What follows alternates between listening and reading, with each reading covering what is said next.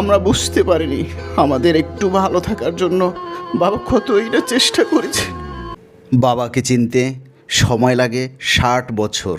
বয়স যখন 6 বছর আমার বাবা খুব সাহসী।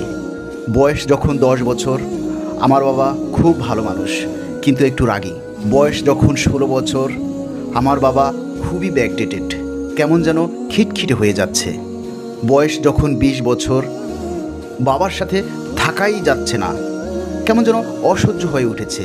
বয়স যখন 30 বছর আমার ছেলেটাকে সামলানো মুশকিল হয়ে উঠেছে। আমরা তো আমাদের বাবাকে কত ভয় পেতাম ওই সময়। বয়স যখন 40 বছর আমার বাবা আমাদের কত শাসনে মানুষ করেছেন, আর এখনকার বাচ্চারা তো কথাই শোনে না। বয়স যখন 50 বছর আমি তো আশ্চর্য হই আমার বাবা আমাদের জন্য কত কষ্ট করেছেন। বয়স যখন